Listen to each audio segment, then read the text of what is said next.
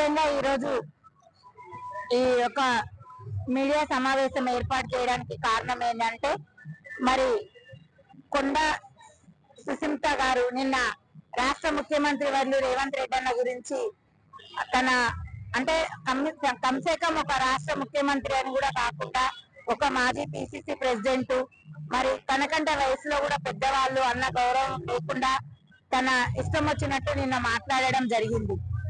మీరు ముందు ఆయన ఒకటి ఏంటంటే కష్టపడే కార్యకర్తలని కష్టపడే వాళ్ళని గుర్తించి ఈరోజు ఒక కుటుంబ పాలన కాకుండా ఎవరైతే కష్టపడతారో ప్రజలలో ఎవరైతే ఉంటారో వాళ్ళకి ఒక స్థానాన్ని కల్పించాలన్న ఉద్దేశంతో ఈ రోజు మన రేవంత్ అన్న గారు ఒక లక్ష్యంగా తీసుకున్నారు. దాన్ని మీరు మీ ఇష్టం వచ్చినట్టు కమ్సేకం ఒక రాష్ట్ర ముఖ్యమంత్రి అని కూడా మీరు చూడకుండా ఈ రోజు రేవంత్ అన్న గురించి మాట్లాడడం అన్నది మహిళా కాంగ్రెస్ తీవ్రంగా ఖండిస్తుంది. మీరు ఇప్పుడు కాదు, రోజులు దగ్గర పడ్డాయి అనడానికి చెప్పడానికి మీరెవరు? ఇంకా 10 సంవత్సరాలు కూడా ఈ రాష్ట్రంలో ముఖ్యమంత్రిగా ఉండే వ్యక్తి రేవంత్ అన్న. ఈ రోజు తెలంగాణలో ప్రతి ఒక్క మహిళలు కూడా చిన్న పిల్లల కాడ నుంచి పెద్దవాళ్ళ వరకు కూడా రేవంత్ అన్న నాయకత్వాన్ని కోరుకుంటున్నారు.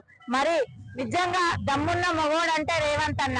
ఈ రోజు మరి ఎందుకు పెద్ద పెద్ద మేధావులుండి కూడా ఈ రోజు తెలంగాణలో కాంగ్రెస్ పార్టీని ఎందుకు తీసుకురాలేకపోయినారు?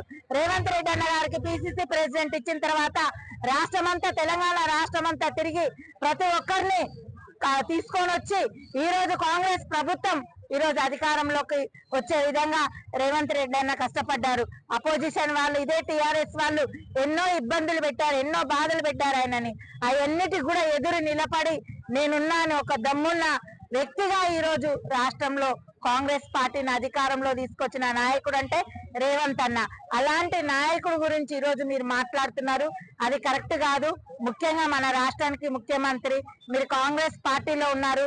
మీరు కాంగ్రెస్ పార్టీ నుంచి మీ కుటుంబం ఎన్నో పదవులను అనుభవించింది, అవన్నీ కూడా మీరు గుర్తుంచుకోవాలా. ఈ రోజు మీరు ముఖ్యమంత్రి గురించి ఆ విధంగా మాట్లాడడం మేడ్చల్ మహిళా కాంగ్రెస్ తరఫున నేను తీవ్రంగా ఖండిస్తున్నాను.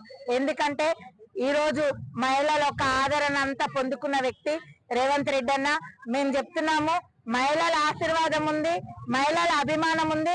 రాబోయే రోజులలో కూడా రేవంత్ రెడ్డి అన్ననే ముఖ్యమంత్రి అవుతారు.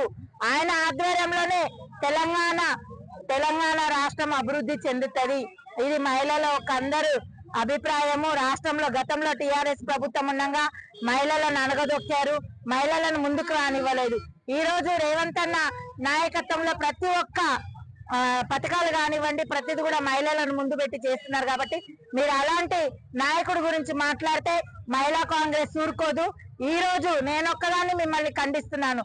రేపు రానున్న రోజులలో మీరు ఇదే విధంగా మాట్లాడారంటే తెలంగాణలో యావత్ మహిళలు మీకు వ్యతిరేకంగా అవుతారు.